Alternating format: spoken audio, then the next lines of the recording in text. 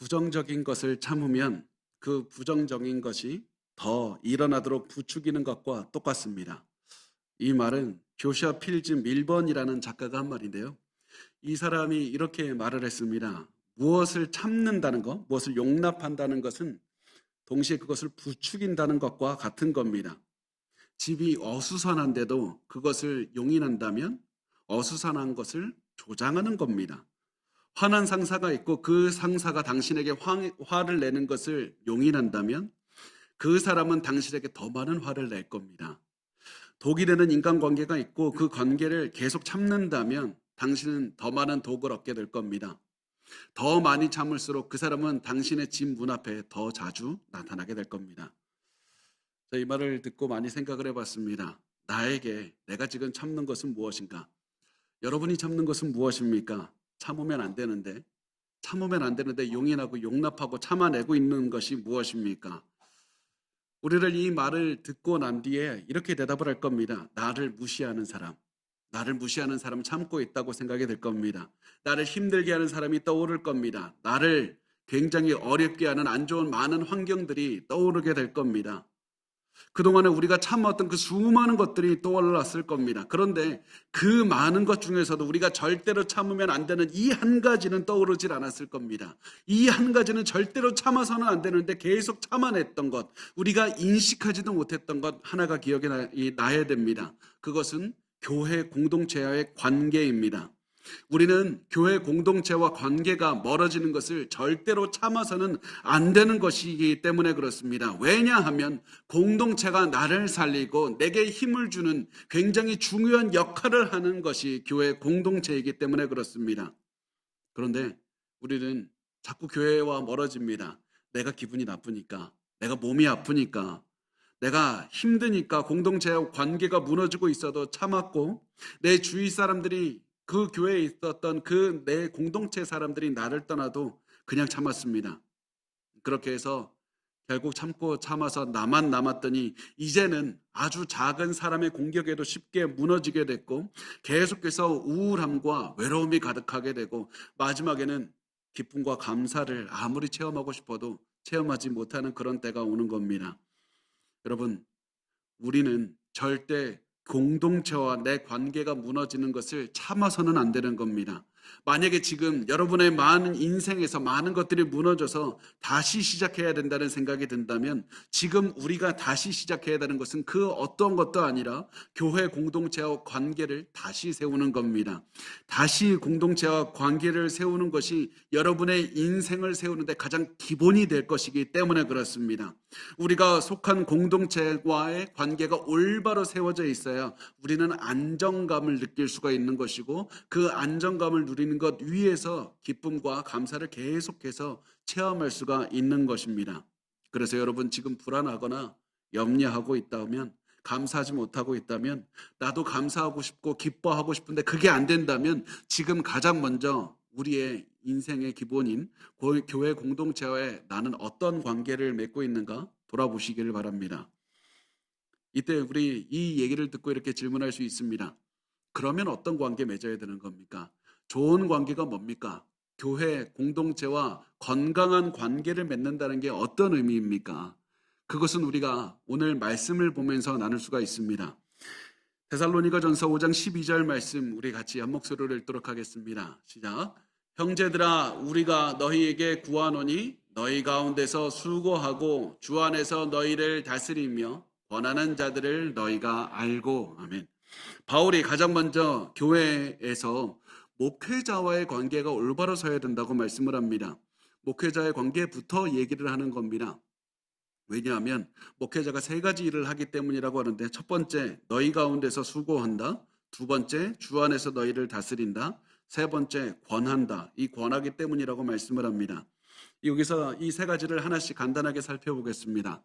첫 번째 먼저 목회자가 수고한다고 말을 하는데 이 수고한다라는 말은 말씀을 가르치고 하나님의 이 말씀대로 성도들을 이끌기 위해서 많은 고된 노동을 한다는 말입니다. 마치 농부가 농사를 짓는 노동을 하듯이 이 목회자도 복음을 가르치기 위해서 많은 수고를 한다고 말씀을 합니다. 두 번째, 목회자들은 주 안에서 성도를 다스린다고 말씀을 합니다. 목회자가 주 안에서 성도들을 다스린다는 말은 자칫 잘못 들으면은 억압한다 이렇게 이게 듣기가 쉽지만은 이 얘기는 그런 얘기가 아닙니다. 주 안에서 다스린다는 말은 예수님처럼 성도들을 앞에서 이끈다는 그런 의미가 됩니다. 성도들 위해서 군림한다는 얘기가 아니라 예수님처럼 성도들을 섬기고 사랑하며 희생하며 이끈다는 의미입니다. 그리고 바로 여기 예수님처럼이라는 이 말에서 목회자가 사역을 할 때 그 가져야 되는 마음가짐, 중심이 드러납니다. 예수님께서는 분명히 많은 희생을 하셨고 많은 섬기셨지만 사랑으로 하셨기 때문에 굉장히 즐겁게 수고하셨고 즐겁게 희생하셨습니다. 희생에도 기꺼이 희생하셨습니다. 예수님을 따르는 목회자도 많은 수고를 해야 되고 많은 희생을 해야 되지만 절대 괴로움으로 해서는 안 되고 사랑으로 해야 된다. 즐겁게 해야 된다. 감사함으로 해야 된다. 이 말씀을 하는 겁니다. 세 번째, 목회자의 역할 세 번째는 마지막으로 교회 지도자는 이 목회자는 권한다고 말씀을 합니다. 권한다라는 이 말은 잘못된 것을 바로잡아 준다는 의미입니다. 설교를 통해서 아니면 직접 성도와 대면해서 성도의 잘못된 삶을 지적하고 회개하도록 이끌어서 올바른 삶을 살도록 이끌어주는 것이 권한다라는 말의 의미입니다. 목회자들도 좋은 얘기하고 싶습니다. 사람들의 인정받는 얘기, 사람들의 듣기 좋은 얘기만 하고 싶은 겁니다. 그렇지만 잘못을 지적해서 바로잡아 주질 않으면 하나님께 불순종하는 것이다. 이렇게 말씀하시기 때문에 이 일을 하는 겁니다.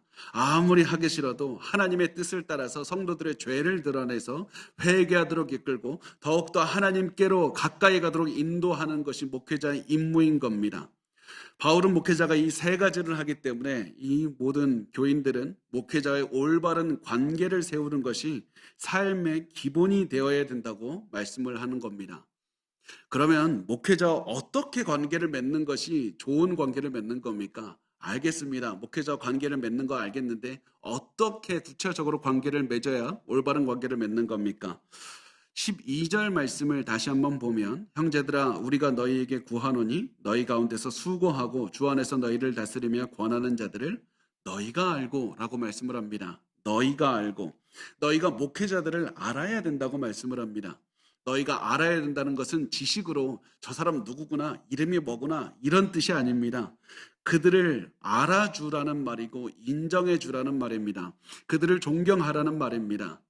그리고 이어서 바울은 계속해서 이렇게 말씀을 합니다. 13절에 보면 그들의 역사로 말미암아 사랑 안에서 가장 귀히 여기며 너희끼리 화목하라.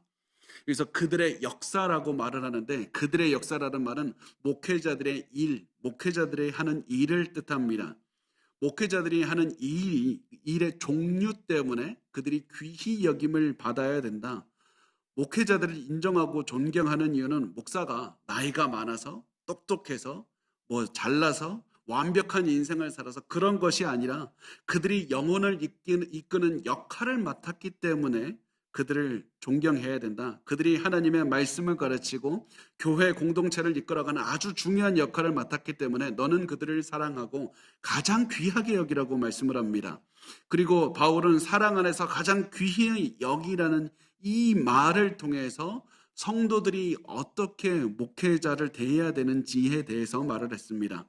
사랑과 기쁨으로 목회자를 따르라는 겁니다. 목회자가 예수님을 따라서 사랑과 기쁨으로 수고와 헌신을 하면 거기에 따라서 성도들도 목회자를 사랑과 기쁨으로 수고와 헌신을 같이 하는 겁니다.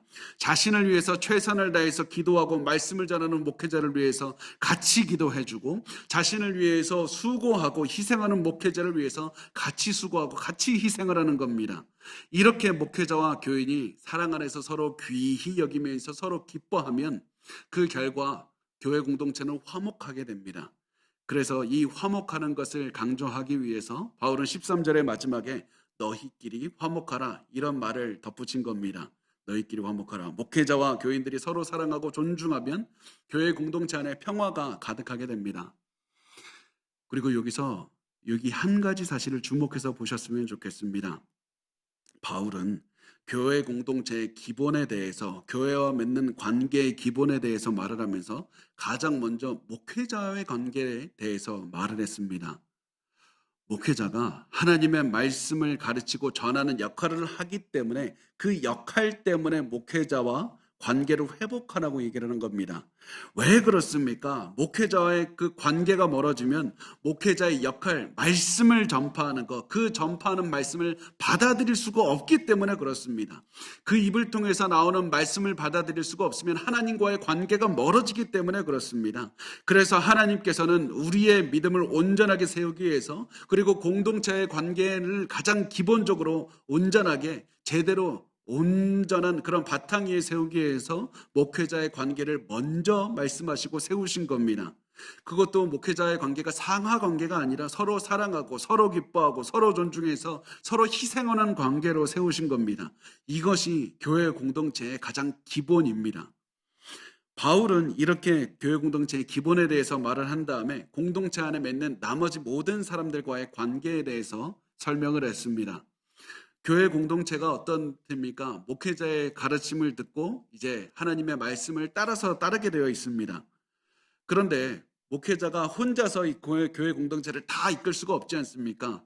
모든 성도가 하나님의 말씀을 자발적으로 따라서 살아가면서 서로 희생하고 서로 이끌어주며 서로를 위해서 기도하는 서로의 관계를 맺는, 그래야 교회 공동체가 형성이 되는 겁니다. 그 말씀을 이렇게 바울은 설명을 합니다. 14절 말씀 우리 한번 같이 읽겠습니다. 시작. 또 형제들아 너희를 권면하노니 게으른 자들을 권계하며 마음이 약한 자들을 격려하고 힘이 없는 자들을 붙들어주며 모든 사람에게 오해 참으라. 아멘. 바울이 교회 공동체가 기본적으로 세 가지를 서로 해야 된다고 말씀을 합니다. 첫 번째, 게으른 사람을 권계해야 한다. 여기서 게으르다고 말씀을 했는데, 게으르다고 번역한 이 헬라어 그리스어가 아탁토스라는 말입니다. 아탁토스라는 말은 사전을 찾아보면 게으르다는 단어가 아니라 자기 마음대로 살아가는 사람입니다. 지 멋대로 살아가는 사람. 교회 공동체와 함께 걸어가거나 함께 생각하거나 행동하지 않고 혼자 밖으로 나와서 공동체를 방해하고 사람들의 관계를 회방하는 그런 사람인 겁니다. 바울이 이렇게 강조했던 이유는 데살로니가 교회 그 특성에 있었습니다. 데살로니가에는 이런 사람들이 있었는데, 그 당시에 사람들은 예수님 조금 있으면 오신다, 곧 다시 오신다, 그런 마음이 굉장히 강했습니다. 그래서 그 중에 어떤 사람들이 나타나게 됐냐면, 내가 예수님 조금 있으면 재림하시는데 내가 오늘 일해서 무슨 소용이 있느냐, 예수님 곧 다시 오시면 내가 일하는 거 아무 소용없다, 다 쓸데없는 짓이다, 그러면서 일을 하지 않고 지내는 겁니다. 그러면 이제 일을 하지 않으니까 먹고 살 것이 없지 않습니까? 그러면 어떻게 합니까? 다른 교인들의 집을 찾아가서 먹을 것 좀 달라고, 계속 이렇게 사람들에게 먹을 것을 달라고 하고 집집마다 다니면서 계속 사람들이 힘들게 하면서 살았던 겁니다. 그래서 바울은 이렇게 교회 공동체의 평화와 질서를 깨는 사람들 반드시 권계해야 된다고 말씀을 합니다. 권계한다는 말이 좀 어려운 말인데, 헬라어 말로 보면 루세테오라고 이제 하고요. 이 루세테오는 직접 대면해서 잘못을 지적하는 겁니다. 그 사람, 너 당신 잘못했으니까 변해야 된다고 강하게 질책을 하는 겁니다. 이렇게 강하게 잘못을 서로 지적을 해 주어서 잘못을 일깨워야 된다. 이것이 공동체이고, 이 공동체는 서로 잘못을 지적해서 세워주는 것으로 말씀을 합니다. 두 번째, 서로 해야 되는 것은, 공동체가 서로 해야 되는 두 번째는 마음이 약한 자들을 격려하는 겁니다. 마음이 약하다는 말은 헬라어 문자 그대로 보면 작은 영이 작다라는 의미가 됩니다. 영이 작은 것. 영이 작은 사람들이 어떤 사람들입니까? 믿음이 작은 사람들, 소심한 사람들, 두려워하는 사람들, 그래서 염려가 많은 사람들입니다. 영이 작은 사람들은 많은 고난 때문에 용기를 잃고 낙심하는 사람들이고, 인생의 큰 무게에 짓눌려서 매일매일 신음하며 살아가는 사람들입니다. 신체적인 문제가 될 수 있고 정신적인 문제가 될 수도 있고, 많은 문제 때문에 우울해하며 힘들어하는 사람들이고, 이런 사람들을 봤을 때 너 경고하고 질책하고 너무 심하게 다루지 마라. 이 사람들 도움을 주고 격려해야 된다. 이 사람들 눈물 닦아주고 따뜻한 말을 해주어라. 이것이 두 번째입니다. 세 번째 교회가 해야 되는 건 힘이 없는 자들은 붙들어 주어야 된다고 말씀을 합니다. 학자들은 힘이 없는 사람이 누굴까? 거기에 대해서 많은 대답을 각가지 다른 의견을 냅니다. 어떤 학자는 이 힘없는 사람이 몸이 약한 사람들입니다. 질병에 걸려서 힘들어하는 사람이라고 말을 하고, 어떤 사람은 믿음이 약해서 영적으로 힘이 없는 사람들이라고 얘기를 합니다. 어떤 사람은 그리스도교의 이 믿음이 아직 잘 모르고 성장하지도 않고 지식도 좀 부족해서 아직 많이 성장해야 되는 사람들이라고 말하고, 어떤 사람들은 감정적으로나 정신적으로 다 소진돼서 번아웃된 사람이라고 말을 합니다. 경제적인 어려움이 온 사람들이라고 말을 하기도 하고, 상처 때문에 힘들어하는 사람들, 이렇게 여러 가지로 얘기를 합니다. 이렇게 여러 가지로 이야기하는 이유가 무엇이냐면, 바울이 힘이 없는 자들이 누구인지 구체적으로 기술을 안 해놨기 때문에 그렇습니다. 저는 이 바울이 구체적으로 기록하지 않은 이유는 이 학자들이 말한 모든 사람들을 포함하고 있기 때문이라고 생각을 합니다. 자신의 영적인 상태도 약하고 몸도 질병 때문에 힘들어하고 감정적으로 다 소진돼서 번아웃 됐고 경제적으로 돈도 없고 모든 것이 이제 다 지쳐버린 사람들, 이 모든 것을 포함하는 개념일 겁니다. 이런 사람들을 볼 때 교회 공동체는 가서 도와야 된다. 경제적으로 힘이 없는 사람이 있느냐? 그 사람을 만나면 떡을 주고 먹을 것을 주어라. 감정적으로 힘이 없는 사람을 보느냐? 그 사람의 눈물을 닦아주고 같이 울어주고 그 사람을 안아주라. 이렇게 계속해서 그들을 도와주라고 말씀을 합니다. 중요한 것은 이 바로 다음에 나옵니다. 이렇게 바로 말씀을 한 다음에 이상한 말씀이 나오기 때문에 우리가 주목을 해야 됩니다. 모든 사람에게 오래 참으라 말씀을 합니다. 자기 마음대로 행동하는 사람들을 반드시 훈계해야 됩니다. 힘들어하는 사람들을 도와주라고 한 다음에 왜 갑자기 모든 사람에게 오래 참으라, 이 말씀 갑자기 왜 합니까? 갑자기 왜 오래 참습니까? 그 이유는 우리가 훈계하고 도와주기 시작한다고 할 때 이제부터는 참아야 될 시간이 많이 있기 때문에 그렇습니다.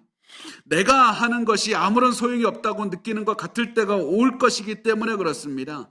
왜냐하면 아무리 잘못한 사람에게 잘못을 알려줘도 그 사람은 잘못을 인정하지도 않을 것이고 고치려고 하지도 않을 겁니다. 오히려 너를 비난할 것이다. 너에 대해서 안 좋은 소문을 퍼뜨릴 것이다. 아무리 믿음이 약한 사람에게 말씀을 알려주고 번아웃된 사람을 위로하고 끄집어내려고 해도 그들의 믿음은 성장하지 않을 것이고 그들은 감정의 수렁에서 나오려고 하지 않을 것이다. 오히려 너를 붙잡고 그 감정의 수렁 속으로 너를 계속해서 붙들고 들어가려고 할 것이다. 내가 언제까지 도와줘야 되나? 이런 마음으로 답답하고 포기하고 싶을 때도 있을 것이다. 그러나 너는 절대 그들을 포기하지 말고 오래 참아줘야 된다. 절대로 포기하지 말고 끝까지 인내해야 된다. 왜 그렇습니까? 예수 그리스도께서 우리를 오래 참아주셨기 때문에 그런 겁니다. 과거에 도저히 참아줄 수 없는 그런 악한 너를 예수님께서 참아주셨다. 지금도 너를 예수님께서 참아주고 계시지 않았느냐? 그러니까 그 예수를 생각하고 너도 오래 참아줘야 된다. 그들도 눈에 보이지는 않지만 하나님의 은혜로 조금씩 변하고 있다는 그 사실을 믿고 하나님의 능력을 믿고 계속 기다리면서 너에게 맡겨진 일을 하면 된다. 그들에게 선을 행하고 잘못된 사람을 이끌어주고 아파하는 사람들의 눈물을 닦아주라. 계속 이렇게 하면서 기다려주라는 겁니다. 그런데 우리의 문제가 뭡니까? 하고 싶어도 안 된다는 게 우리의 문제 아닙니까? 아무리 결심해도 인내하는 거 불가능하지 않습니까? 내가 인내하고 싶은데 갑자기 내 마음에 불같이 화가 나는 것이 갑자기 용솟음 치는 것이 아닙니까? 내가 선한 마음으로 도와주려고 말을 했는데 상대방이 내 말 무시하고 잘못을 고치지 않거나 나를 비난하고 내가 아무리 도와줘도 믿음이 성장하지 않는 걸 보면 화가 나는 것이 우리의 솔직한 마음인 겁니다. 선의로 다가간 나에게 말을 함부로 하고 나를 무시하는 사람을 보면 나도 화가 나서 내가 이렇게 당할 사람이 아니야. 내가 복수할 거다. 내가 가만히 두질 않을 거다. 나도 똑같이 할 거다. 이런 마음이 드는 것이 우리의 솔직한 마음입니다. 우리의 이 마음을 아는 바울은 이렇게 얘기를 합니다. 15절에 보면 삼가 누가 누구에게든지 악으로 악을 갚지 말게 하고 서로 대하든지 모든 사람을 대하든지 항상 선을 따르라. 너가 나를 힘들게 했으니까 나도 너를 힘들게 하겠다. 그런 마음 절대로 가져서는 안 된다. 복수하겠다는 마음 절대로 가져서는 안 된다. 너는 어떤 상황에서든지 선을 따라야 된다. 단지 악한 것을 그만하겠다. 악한 것을 안 하겠다. 거기에서 그치지 않고 너는 선을 따라서 항상 살아가야 된다. 그 사실을 기억하라는 겁니다. 그러면 이제 우리가 해야 되는 질문은 선이 뭡니까? 우리가 해야 되는 선이 도대체 뭡니까? 우리가 나를 무시하는 사람에게 해줄 수 있는 가장 큰 선이 무엇이고, 믿음이 자라질 않고 감정의 수렁에 빠져 있는 저 사람을 위로해 줄 수 있는, 내가 해줄 수 있는 가장 큰 선이 무엇입니까? 그것은 그 사람을 예수의 제자로 이끄는 겁니다. 예수 그리스도 제자의 삶을 살도록 이끌어주는 겁니다. 단순히 잘못된 사람을 가르쳐서 잘못된 행동을 반복하게 하지 않는 것, 이것이 중요한 것이 아닙니다. 감정적으로 정신적으로 회복하는 것 그 자체가 중요한 것이 아니라 가장 중요한 것은 그들을 예수 그리스도의 제자로 이끄는 겁니다. 예수 그리스도의 제자의 삶을 살도록, 그래서 그 자리에서 나도 다른 사람을 이끄는 그 자리로 갈 수 있도록 그들을 이끌어주는 것이 바로 우리가 해줄 수 있는 가장 큰 선이고, 이 목표가 있기 때문에 우리는 이 목표를 이룰 때까지 인내할 수가 있는 겁니다. 이것이 우리가 다른 성도들을 위해서 해줄 수 있는 가장 큰 선입니다. 그러면 우리가 다른 사람들을 예수의 제자로 이끌기 위해서 어떻게 해야 됩니까? 최고의 선을 어떻게 살아내야 됩니까? 어떤 상황에서도 예수처럼 살아가는 겁니다. 예수님이 나에게 대해주셨던 것처럼 나도 다른 사람을 대해주는 겁니다. 예수님의 사랑으로 우리가 가진 것 중에 가장 좋은 것을 주는 겁니다. 예수님께서 나를 위해서 목숨을 주셨으니까 나도 다른 사람을 위해서 내가 가진 전부를 주는 겁니다. 예수님의 마음을 계속해서 보여주면서 나를 통해서 내가 가진 모든 가장 중요한 나의 사랑, 그리스도의 사랑을 흘려보내는 겁니다. 이것이 우리의 목적이 되어야 된다는 겁니다. 우리가 그리스도의 사랑을 흘려보내면서 나를 보시고 예수의 사랑을 보시오, 나의 선한 이 선행을 보는 것이 아니라 예수의 사랑을 보라고, 이런 마음으로 계속해서 예수께 이끄는 겁니다. 이것이 너의 목적이 된다. 이렇게 선행을 베풀 때 너가 이 사람 왜 나한테 감사하다는 얘기를 안 하지? 야, 인간이면 나한테 좀 고맙다고 성의 표시해야 되는 것 아니냐? 이런 마음을 품으면 안 된다. 왜냐하면 그런 마음을 품을 때 저 사람이 감사하지 않으면 너가 오히려 낙담할 것이기 때문이고, 너의 믿음이 약해질 것이기 때문이고, 너도 저 사람과 똑같이 낮아질 것이기 때문에 그렇다. 그러므로 저 사람이 감사하지 않는다고 해서 슬퍼하지 말고, 저 사람에게 감사를 받는 것, 성의를 받는 것을 너의 목표로 삼지 말고, 저 사람이 너를 무시하고 너를 힘들게 하고 벼라가 느린 거다는 것 때문에도 슬퍼하지 말고, 너를 통해서 예수를 보여주고 있다는 사실에 기뻐하라. 너를 통해서 예수 그리스도의 사랑이 흘려보내주고 있다는 사실에 기뻐하라. 저 사람이 너를 통해서 예수를 닮아가고 있다는 사실에 기뻐해야 된다. 이렇게 너의 목표가 예수를 위한 것이고 예수를 보여주는 것이고 예수의 사랑을 흘려보내주는 것이라면 너는 절대로 실망하지 않을 것이고, 너는 영원히 기뻐하며 살 수가 있을 것이다. 이렇게 바울은 우리의 삶의 관계를 맺는 것에 대해서 말하는 겁니다. 우리 이렇게 살아가야 되는 겁니다. 이렇게 해서 지금까지 바울의 공동체, 서로 관계 맺는 것에 대해서 이야기를 했습니다. 그 다음 바울은 교회 공동체가 함께 드리는 예배에 대해서 말씀을 합니다. 우리의 예배는 기뻐해야 되는 것이고, 기도해야 되는 것이고, 감사하는 것이어야 된다고 말씀을 하고 있습니다. 오늘 본문에 나오는 항상 기뻐하라, 쉬지 말고 기도하라, 범사에 감사하라, 이 말씀을 우리는 보통 내 개인적인 삶에 적용하는 것으로만 생각을 합니다. 그렇지만 이것도 맞지만은 가장 기본적인 이 말씀의 세팅, 이 말씀의 백그라운드 배경은 무엇이냐면 예배입니다. 공동체가 함께 하나님께 드리는 예배에 관한 말씀인 겁니다. 성경은 우리가 드리는 예배의 주제는 항상 찬양하는 것이어야 되고, 기뻐하는 것이어야 되고, 기도하는 것이어야 되고, 감사하는 것이어야만 된다고 말씀을 하는 겁니다. 우리가 아무리 힘든 상황에 처했다 할지라도 우리가 모여서 예배 드릴 때는 기뻐해야 되고, 기도해야 되고, 감사하기 때문에 그런 것입니다. 그런 맥락을 가지고 우리가 한번 오늘 말씀을 하나씩 살펴보도록 하겠습니다. 데살로니가전서 5장 16절을 말씀합니다. 항상 기뻐하라, 항상 기뻐하라 말씀을 합니다. 이 말씀은 항상 기뻐하라고 해서 상황에 상관없이 기뻐하라는 말씀입니다. 너가 어느 상황에 처했든지 기뻐하며 예배를 드려야 된다는 말씀입니다. 그런데 이 말을 듣자마자 우리가 질문이 생기지 않습니까? 어떻게 항상 기뻐할 수 있습니까? 내가 고난을 당했는데 어떻게 기뻐할 수 있습니까? 내가 사고를 당해서 몸이 아픈데 어떻게 기뻐할 수 있습니까? 내 주변 사람들이 나를 상처를 주고 있는데 어떻게 기뻐할 수 있습니까? 이렇게 질문하는 이유는 기뻐하라는 말씀을 오해했기 때문에 그렇습니다. 기뻐하는 것은 기분 좋은 감정을 느끼라는 말이 아닙니다. 기뻐하는 것은 내가 기분이 좋아져서 막 웃으라는 얘기가 아닙니다. 고난이 오면 당연히 슬퍼하게 되는 겁니다. 몸이 아프면 기뻐하는 감정이 안 드는 것이 당연한 겁니다. 그러면 성경이 말하는 항상 기뻐하라는 말씀은 어떤 의미입니까? 기뻐하는 것은 너가 어떤 환경에 처했든지 하나님은 여전히 통치하신다는 사실을 믿는 것입니다. 기뻐하는 것은 이 세상 모든 것이 나의 통제를 벗어난다 할지라도 여전히 하나님은 온 세상을 통치하시고 그 하나님께서 내 인생도 통치하신다는 그 믿음을 갖는 겁니다. 그래서 우리는 기뻐하기 위해서 의지를 가지고 적극적으로 하나님에 대한 믿음을 표현하고 찬양하는 것이 바로 기뻐하는 겁니다. 그래서 성경은 항상 우리에게 기뻐하라, 기뻐하라 말씀을 하는 겁니다. 우리는 항상 기뻐해야 됩니다. 두 번째, 바울은 이렇게 말씀합니다. 5장 17절 말씀을 보면 쉬지 말고 기도하라.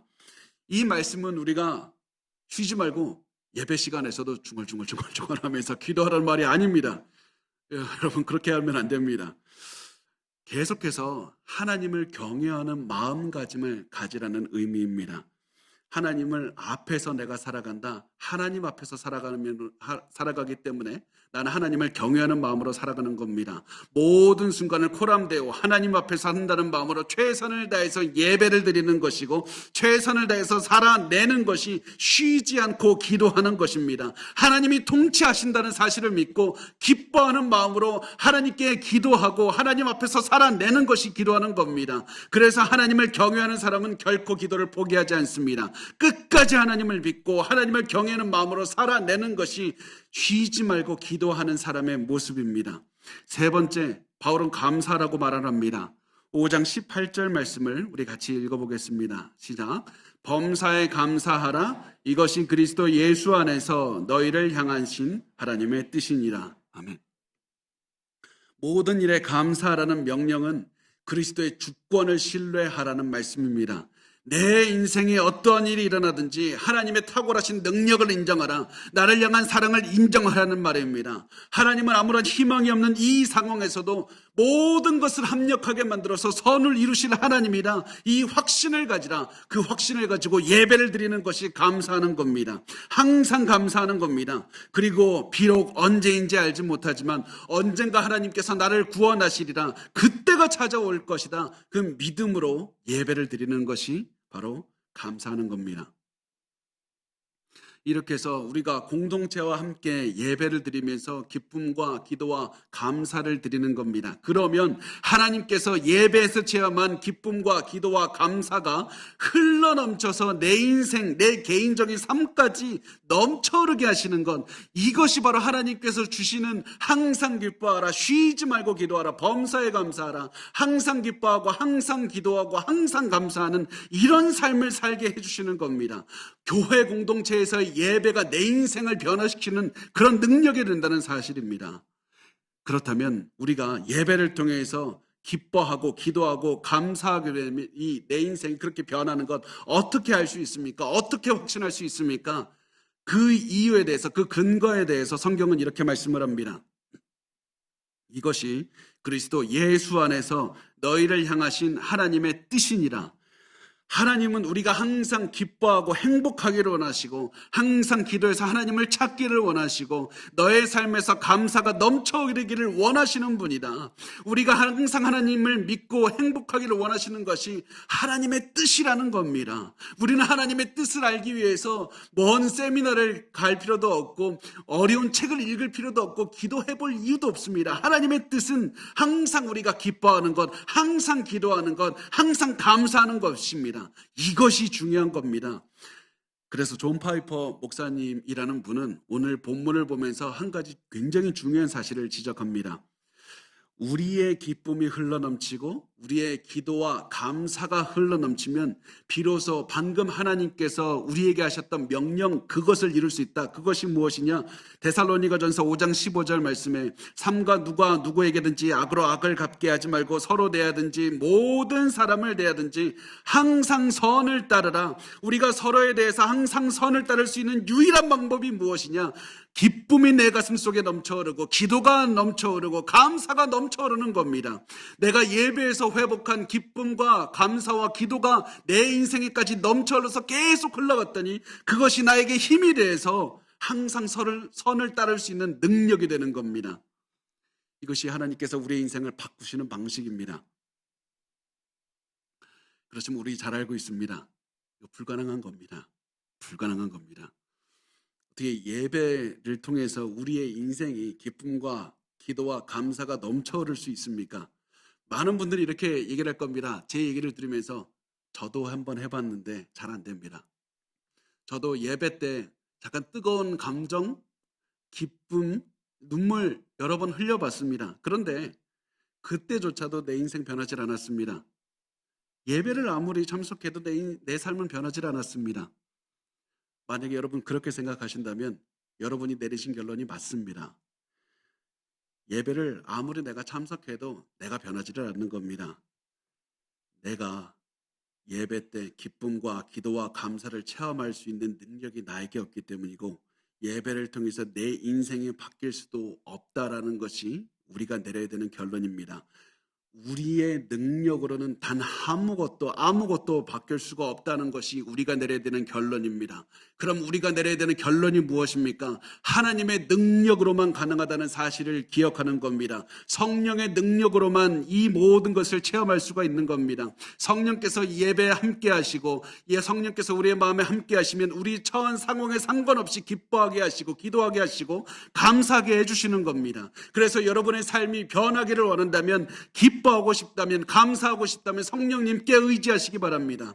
예배를 드리면서 성령님께 의지하시고 예배가 끝난 후에도 성령을 의지하시며 살아가면 됩니다. 성령께 감사와 기도가 넘쳐흐르도록 기도하셔야만 됩니다. 그러면 우리가 처한 상황에 상관없이 성령께서 우리가 감당할 수 없는 엄청난 그런 기쁨과 기도와 감사가 가득하게 하실 겁니다. 예배 중에 우리를 이끄는 것은 성령의 능력이지 나의 결단이 아닙니다. 그래서 바울은 곧바로 우리가 성령이 주시는 선물을 귀하게 대해야 된다. 성령의 선물을 귀하게 여겨야 된다 말씀을 합니다. 데살로니가전서 5장 19절에서 20절은 말씀합니다. 성령을 소멸하지 말며 예언을 멸시하지 말고. 성령을 소멸하지 말라는 이 말씀은 이 말 그대로 보면 성령의 불을 꺼뜨리지 말라는 겁니다. 성령의 불이 있는데 그 불을 꺼뜨리면 안 된다. 이 말씀이 어떤 의미입니까? 우리가 어떻게 해야 성령께서 주시는 불을 끄게 됩니까? 그 방법은 20절 우리가 방금 읽은 예언을 멸시할 때 성령의 불을 끄게 됩니다. 그럼 예언이 뭡니까? 예언이 뭡니까? 우리는 일반적으로 예언이라고 하면 미래에 일어날 일을 아는 어떤 특별한 초인적인 능력으로 생각을 합니다. 그런데 성경에 말씀하는 예언은 하나님의 마음을 말하는 겁니다. 하나님의 마음을 하나님의 말씀으로 표현하는 겁니다. 이 당시에는 아직 신약 성경이 쓰여져 있기 전이기 때문에 하나님께서는 특별하게 선택한 선지자들을 통해서 하나님의 뜻을 말하게 하셨습니다. 이 데살로니가 지역에도 하나님의 뜻을 말하는 예언 사역을 하는 선지자들이 있었을 것이고 이들은 하나님의 말씀을 이야기를 했을 겁니다. 그런데 이 선지자들의 말을 듣는 데살로니가 교회인들은 이들의 말을 받아들일 수가 없었습니다. 왜냐하면 두려웠기 때문입니다. 이방 신들을 섬기는 이 잘못된 사람들도 나도 신의 말을 하겠습니다 라면서 말을 하는 경우들이 있었기 때문에 그 사람들은 그런 모습을 보면서 혹시 이 사람이 가짜 선지자는 아닐까? 혹시 이 사람이 잘못된 사람은 아닐까? 이 사람이 진실을 말하는지 내가 어떻게 알아? 이런 마음으로 이 염려가 가득했기 때문에 경계를 굉장히 강하게 해서 하나님의 말씀을 전하는 선지자들도 이 말을 듣지를 않은 겁니다. 그러나 바울은 하나님의 말씀인 예언을 들어야 된다. 하나님께서 하시는 말씀을 잘 들어야 된다고 말씀을 합니다. 그래서 바울은 예언을 잘 들어서 성령을 소멸치 말라고 말씀을 합니다. 오늘 우리는 이 말씀을 우리의 삶에 동일하게 적용하기는 어렵습니다. 왜냐하면 이들과는 다르게 우리에게는 성경이 있기 때문에 그렇습니다. 그래서 오늘 말씀에 등장하는 예언이라는 단어는 이 미래를 예측하는 그런 말이라고 해석하지 말고 설교하는 것, 그리고 성경을 가르치는 것으로 이해하시면 됩니다. 하나님의 말씀인 성경을 통해서 하나님께서 마음을 드러내시는 겁니다. 그렇다면 우리가 예언을 멸시하지 않으려면 어떻게 해야 됩니까? 성경의 말씀을 설교를 통해서 성경의 가르침을 듣고도 행하지 않을 때, 그 말씀대로 살아내질 않을 때 예언을 무시하게 되는 거고 멸시하게 되는 겁니다. 설교를 통해서 선포되는 하나님의 말씀을 듣고도 행하지 않을 때 예언을 무시하게 되는 겁니다. 그렇지만 아직 신약 성경이 완성되지 않은 이 바울의 때에는 사실은 좀 우리와 상황이 좀 달랐습니다. 그래서 이 성도들이 선지자를 통해서 전달되는 이 하나님의 말씀을 좀 걸러들었어야만 됐습니다. 이 진짜로 가짜 선지자들도 있었고 거짓말을 하는 사람들도 있었기 때문에 바울은 이 하나님의 예언의 말씀을 듣고 그것을 분별해서 그 말씀대로 살아가기 위해서 가장 먼저 바울은 테스트하라. 너희 분별해야 된다. 이렇게 말씀을 합니다. 그것이 21절과 22절에 말씀을 하는데요. 범사에 헤아려 좋은 것을 취하고 악은 어떤 모양이라도 버리라.